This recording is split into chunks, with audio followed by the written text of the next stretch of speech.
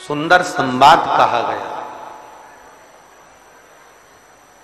स्कंद पुराण का अगर रेवा खंड को हम पढ़ेंगे तो स्कंद पुराण का रेवा खंड कहता है कि भगवान नारायण ने शिवजी के सम्मुख में शिवलिंग की साक्षी में सत्य बोल दिया था। तो भगवान शंकर ने कह दिया था, हे नारायण, आपने मेरे शिवलिंग की साक्षी में सत्य बोला है, आज से आपका नाम सत्य नारायण हो जाएगा और पूरे ब्रह्मांड में सत्य नारायण की पूजा है। पूरे ब्रह्मांड में सुनो, देवादिदेव महादेव कहते हैं, सुनिए नारायण, आपने मेरे शिवलिंग के सम्मुख में सत्य बोला है। घर में जब शुभ आयोजन होगा, घर में जब शुभ शकुन होगा, घर में जब शुभ कार्य किया जाएगा, घर में जब वंश की वृद्धि हो रही होगी, घर में कोई नया मेहमान आ रहा होगा, घर में कोई आतिथ्य हो रहा होगा, कोई नया मुहूर्त हो रहा होगा, तब हे नारायण आप सत्य बोले हो, इसलिए आपकी पवित्र पूजन प्रत्येक घर में पूर्णिमा, अमावस्या, एकादशी, द्वादशी, संक्रांति आदि कादिक दिन आपके इस स्वरूप की पूजन पूरा ब्रह्मांड करेगा और आपको लोग सत्यनारायण भगवान के नाम से पुकारेंगे। बोल सत्यनारायण भगवान की। इसीलिए स्कंद पुराण का रेवा खंड कहता है, इसलिए हमारे यहाँ जब सत्यनारायण भगवान की हम कथा श्रवण करते हैं, प्रथम अध्याय पूर्ण होता है, द्वितीय अध्याय पूर्ण होता है, तो विद्वान ब्राह्मण जन कहते हैं इति श्री रेवा खंडे प्रथम अध्याय। तो ऐसा रेवा खंड में से भगवान सत्यनारायण के सुंदर स्वरूप का वर्णन आता है। शिव महापुराण में से भगवान सत्यनारायण के स्वरूप का वर्णन आता है, भगवान शिव की पवित्र कथा का वर्णन आता है, भगवान शंकर के सुंदर स्वरूप का वर्णन आता है और भगवान नारायण का एक नाम सत्यनारायण है। भगवान नारायण का एक नाम सत्यनारायण।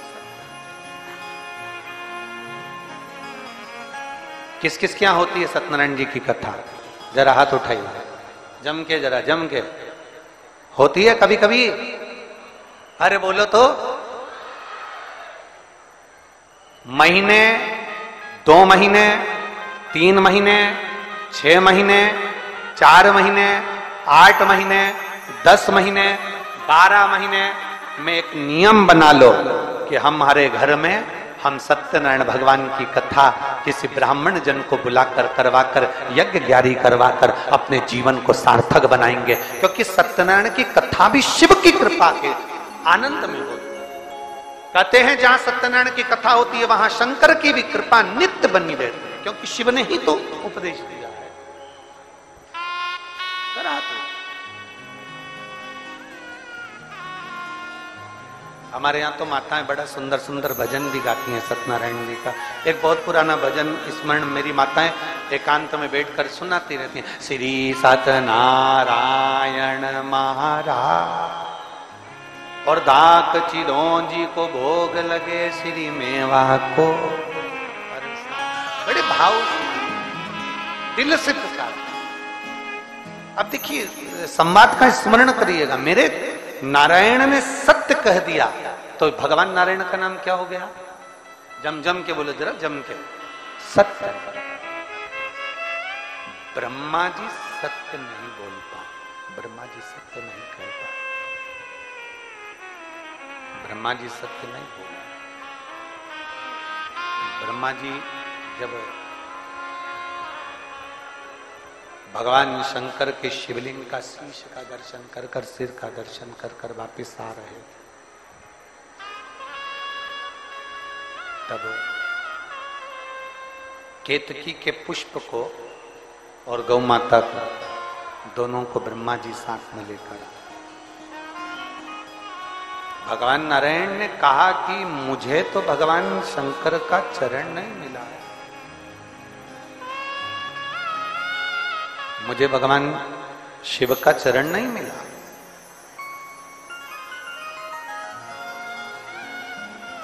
कभी जरा विचार करिएगा, ब्रह्मा जी के बुद्धि में भी शंकर जी के प्रति संशय हो जाता, तो क्या साधारण व्यक्ति के बुद्धि में शिव के प्रति संशय नहीं होगा?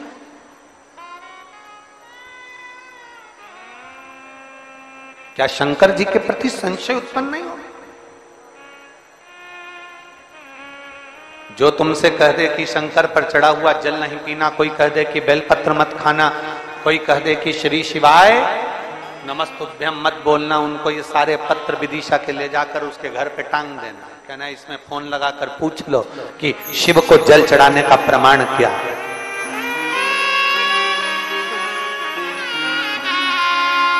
शिव को चढ़ी बेलपत्र खाने का प्रमाण क्या है?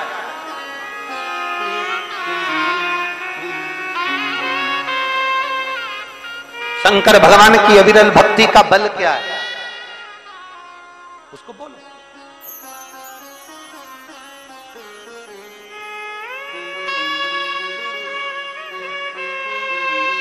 भगवान शिव की कथा श्रवण करने का बल क्या है?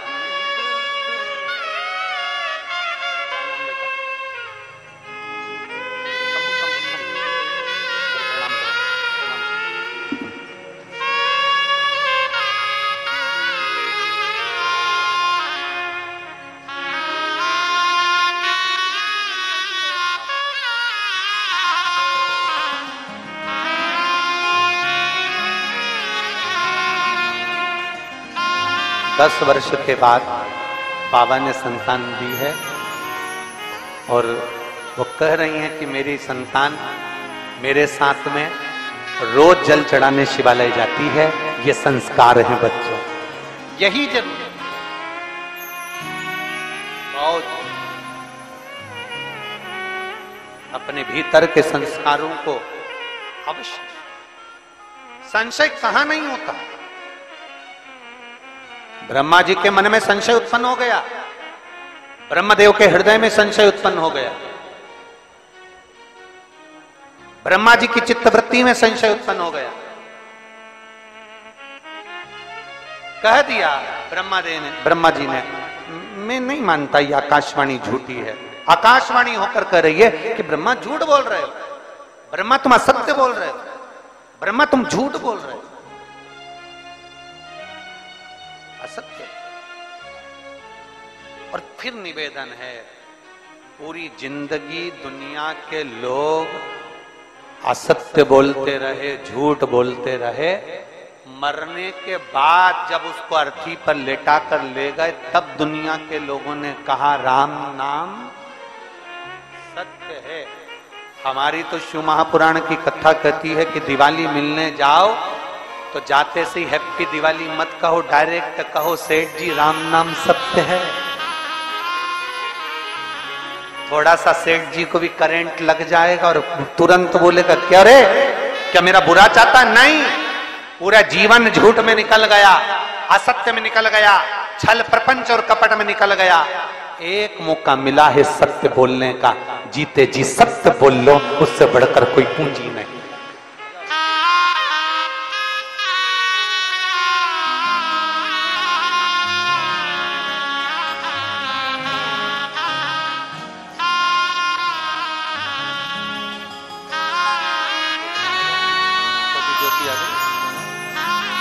ये बेटी है जिसकी शुगर के कारण दोनों आंखें चली गई थी। शुगर के कारण ये देख नहीं पाती थी, खड़ी होती थी तो गिर जाती थी। आज वही बेटी जो इंसुलिन लेती थी एक दिन में 3 बार, 10 का और 22 का एक बार, आज बाबा की कृपा से खड़ी भी है और उसकी आंखों की ज्योति भी बाबा ने वापस दे दी।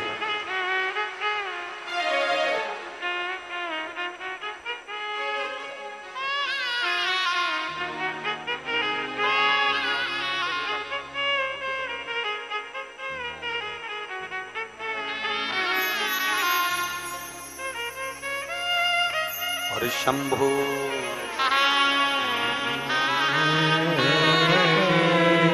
मांगो घड़ी रे घड़ी दुख काटो, दया करी दर्शन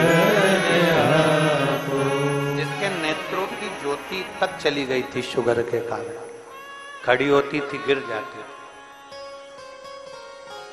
आज देवाधिदेव महादेव की एक बेलपत्र खाने का, जल पीने का क्या भाव है, ये इन बेटियों से पूछा है। सत्य पर जीवन, सत्य पर, और जितनी अपनी जिंदगी सत्यमय जियोगे उतना आपका जीवन सुंदर होगा। सत्यम शिवम सुंदर।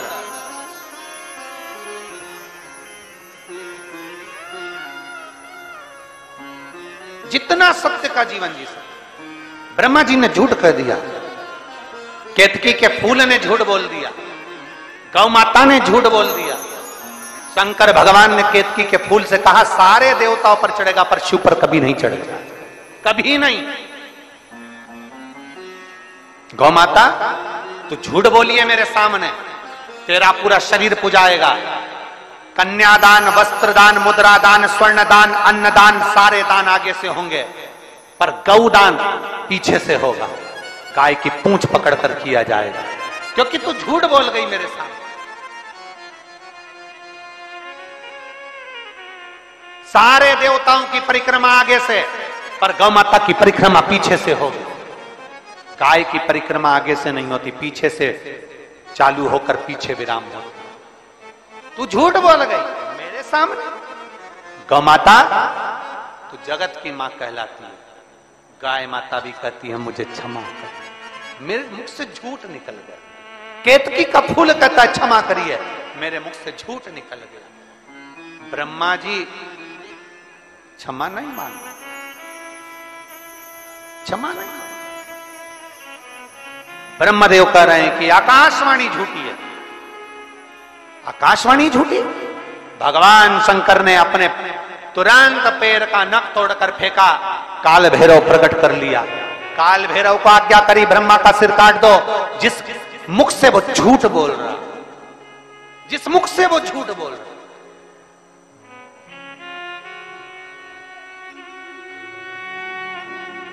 ब्रह्मा जी के सम्मुख में काल भैरव प्रकट हो गए।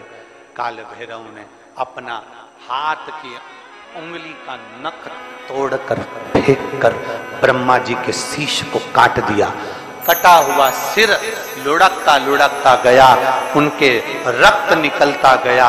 कटा शीश भी झूठ बोलता रहा, झूठ बोलता। सत्य को प्रमाण की जरूरत नहीं होती पर झूठ को प्रमाण चाहिए।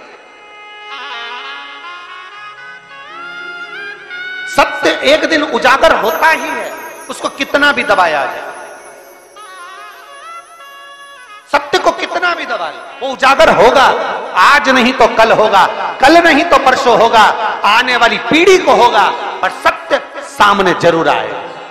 सत्य को कोई नहीं दबा सकता। चाहे दुनिया में कितना भी प्रपंच रच लो, चाहे दुनिया में कितना भी पाखंड रच लो, सत्य को दबाने के लिए तुम सारी पूरी जिंदगी निकाल देना, पर एक दिन सत्य सत्य होता है और सत्य दुनिया के सामने आता जरूर है। दब नहीं सकता, दब नहीं। कितना दबाओगे? सत्य को कितना झुकाने का प्रयास करोगे? सत्य को कितना दबाने का प्रयास करोगे? सत्य सम्मुख में आता है, प्रकट होता है, सामने आता है और आता है तो सत्य सहन नहीं हो पाता, जैसे ब्रह्मा से सहन नहीं हुआ। भगवान ने कह दिया शीश काट दो ब्रह्मा जी का, क्योंकि इनसे सत्य सहन नहीं हो रहा।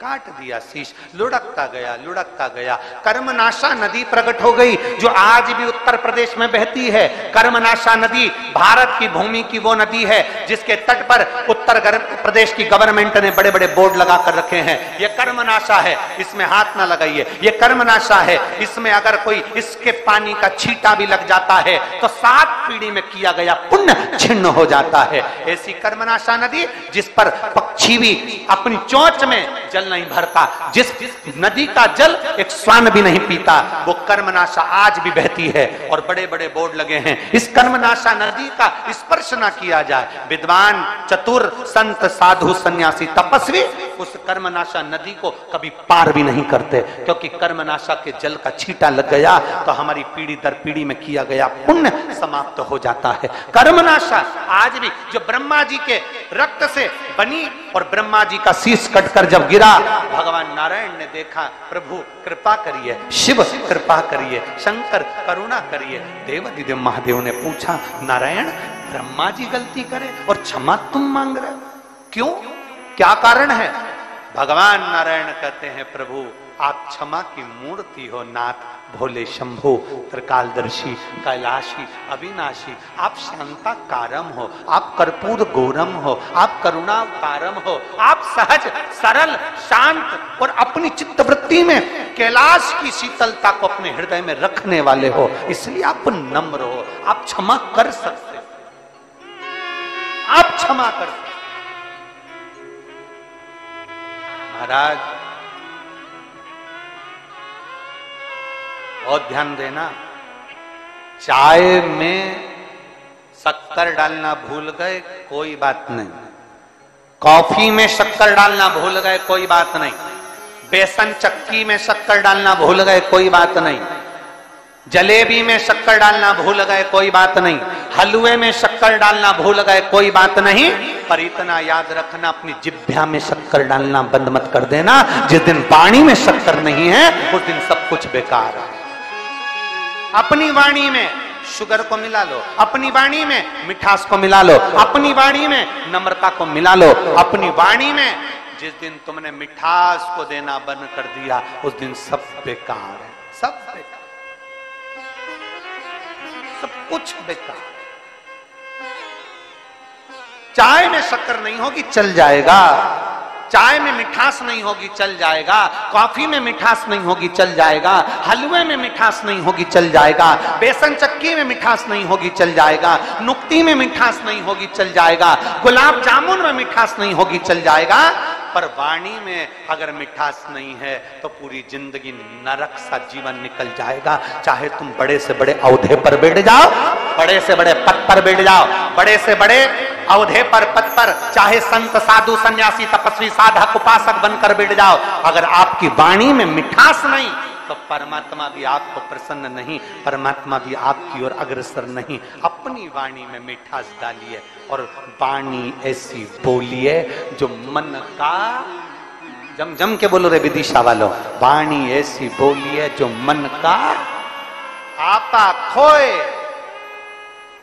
पर आज के जमाने में वाणी ऐसी बोलिए जो जम के झगड़ा होए, पर उससे मत बोलिए जो तुमसे तगड़ा। आज का जमाना उल्टा है, आज लोग भाई वाणी भी ऐसी बोलते हैं, ऐसी वाणी बोलेंगे जिससे झगड़ा उत्पन्न हो जाए, ऐसी वाणी बोलेंगे जिससे लड़ाई उत्पन्न हो जाए, ऐसी वाणी बोलेंगे जिससे कहीं ना कहीं विवाद उत्पन्न हो जाए, कहीं ना कहीं। एक टीचर ने बच्चों से पूछा, तुमने कभी किसी पर दया करी, तुमने कभी किसी कोई अच्छा पुण्य का कार्य किया? एक बच्चा खड़ा हुआ, गुरुजी मैंने पुण्य का कार्य किया। कौन सा पुण्य का कार्य? गुरुजी, एक महिला, एक स्त्री सब्जी लेके घर जा रही थी, मैंने उसके पीछे कुत्ता छोड़ दिया। गुरुजी ने पूछा यह कौन सा पुण्य का कार्य? गुरुजी वो कुत्ते के चक्कर में जल्दी पहुंच गई, मैंने उसका टाइम बचा दिया। इसको पुण्य नहीं कहेंगे, इसको पुण्यता नहीं कहेंगे कि किसी के सब्जी लेने जाने पर कुत्ता छोड़ दो ये पुण्यता हो जाए। नहीं महाराज, शिव महापुराण की कथा कहती है भजन करो, कीर्तन करो, मंत्र जाप करो, नाम जाप करो, आराधना करो, सेवा करो, शिव मंदिर में जाकर चाकरी करो, शंकर जी के मंदिर में झाड़ू पोछा लगाओ, शिव मंदिर में जाकर जल चढ़ाओ, परंतु शिव पुराण की कथा कहती है अपनी वाणी को संयम में रखना, कहीं इस जिह्वा से किसी का दिल ना दुख जाए, इसका स्मरण अपनी जिंदगी में धारण कर कर रखना। ये पुण्य नहीं कि कुत्ते को पीछे छोड़ दो कोई जल्दी घर पहुंच गए, इसको पुण्य कहेंगे? नहीं, इसको पुण्यता नहीं। अपनी वाणी में नम्रता लाइए, अपनी वाणी में मिठासता लाइए।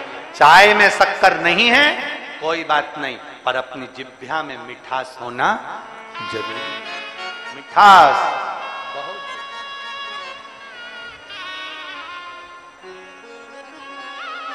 अच्छा, मैं यहां पर बहुत सारी बुजुर्ग माताएं बैठी हैं, मैं उनसे एक प्रश्न करूं। मेरी माँ जरूर बोलेंगी और मेरे बुजुर्ग अगर कोई भाई लोग बैठे हैं उनसे भी कहूं, अगर वो भी बोलेंगे। ईमानदारी से बताना, पहले के जमाने में शुगर की बीमारी होती थी? अरे बोलो तो जम के।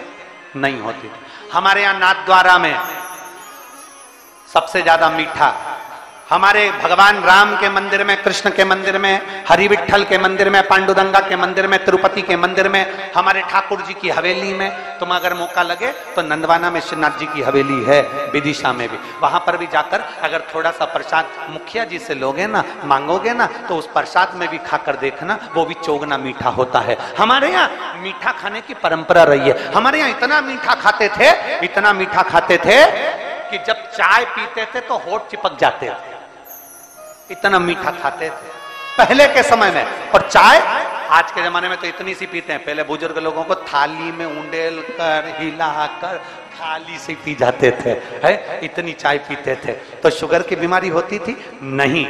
आज के समय में, इस घोर कलयुग में शुगर की बीमारी हो रही है। उसका कारण केवल इतना है, पहले के लोग मीठा खाते थे तो मीठा बोलते थे, वो शुगर का लेवल बराबर रखते थे। आज के जमाने में लोग मीठा खाते हैं पर जीवान से शुगर निकालते नहीं है, इसलिए नस में चली जाती है और शुगर हो जाती है। शुगर के लेवल को बराबर रखना है तो जितनी शुगर खाओ उतनी अपनी जीवान से निकालते जाओ, निकालते जाओ। पर आज के जमाने में शुगर निकलती नहीं है। बहू इतना कड़वा बोल देती है कि शुगर अंदर की अंदर रह जाती है। सास इतने ताने दे देती है कि शुगर अंदर की अंदर रह जाती है। लेवल बराबर नहीं हो रहा। हमारा निवेदन है रे विदिशा वालों, ओ मेरी जीजियों और मेरे जीजाओं, इतने प्रेम की वाणी बोलिए, इतनी मीठी वाणी बोलिए कि शरीर की शुगर का लेवल बराबर चलता रहे और किसी को शुगर। अपनी वाणी ब्रह्मा जी ने दी असत, भगवान नारायण कह रहे हैं आप कृपा करें, आप कृपा करें, आप दया करिए, आप करुणा करिए। और कृपा की ना हो जो आदत तुम्हारी, तो सोनी रे अदालत तुम्हारी, गरीबों के दिल जगा तुम न पाते, किस दिल में होती इबादत तुम्हारी। कृपा नहीं होती तो कौन शिव पुराण में आता? अगर शिव करुणा ना करते तो कौन इस बरसते पानी में आता? अगर शिव करुणा ना करते तो इस कीचड़ में कौन बैठता? आपको अगर 500 का लिफाफा भी मिले ना तो तुम कीचड़ में ना बैठो। सगे रिश्तेदार के घर में शादी हो ना तो तुम उसके घर में बरसात में ना जाओ। पर मेरे बाबा की कथा में तुम क्यों आ रहे हो? क्योंकि वो करुणा करने वाले ने तुम्हारा हाथ पकड़ रखा है, वो कृपा करने वाले ने तुम्हारा हाथ पकड़ कर रखा है। ये एक बहन ने ट्रे भेजी है, ट्रे नहीं पत्र है, ठीक है।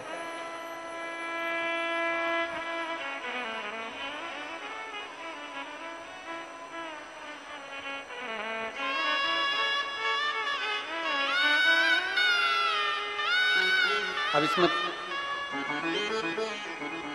इसमें नाम तो कहीं शायद भूल गए, लिखा मेरा नाम सरोज राजपूत, महानीम चौराहा, सरोज राजपूत महानीम चौराहा शमशाबाद से आई हूं। कहीं बैठी हैं? कहीं बैठी हो तो हाथ हिला सकती हैं और बेलपत्र लेने आ सकती हैं। मैं सरोज राजपूत महानीम चौराहा शमशाबाद से हूं। एक बेलपत्र का क्या वर्णन करूं गुरुदेव, पूरी जिंदगी दुख में निकली, इतना कष्ट था कि मैं किसके आगे जाकर रोऊं। तब आपकी कथा ने मुझे बल दिया। मैं शिव जी के मंदिर जाना प्रारंभ करी, शिव जी को एक लोटा जल चढ़ाना प्रारंभ करी और बाबा ने मेरी मन की बात को सुन लिया। मेरे बड़े बेटे की जॉब लग गई, छोटे बेटे की जॉब लग गई, बेटों की शादी हो गई। 30 साल से किराए के मकान में रहती थी, बाबा ने मेरा खुद का मकान बनवा दिया। मैं बाबा को यहां प्रणाम करने, ये शिव तत्व है। मेरे बड़े बेटे की जॉब नहीं लग रही थी, मेहनत कर करके परेशान हो गया, छोटा बेटा परेशान हो गया, तब बाबा ने मेरे को खुश कर दिया, मेरे सारे दुख के दिन समाप्त कर दिए। ये शिव है, ये ओघड़ी, ये शंभु, ये त्रिकालदर्शी। एक विश्वास मेरे शंकर के ऊपर करा गया भरोसा, दृढ़ता मेरे शिव के करीब में लेकर आती, मेरे शिव के पास। और बोल बम का नारा है, जरा जम के बोलो, बोल बम का नारा है, सारी समस्या का हल। पर सावन में एक लोटा नहीं, जरा जम के बोलो, 2 लोटा जल मेरे देव अधिदेव महादेव को समर्पित।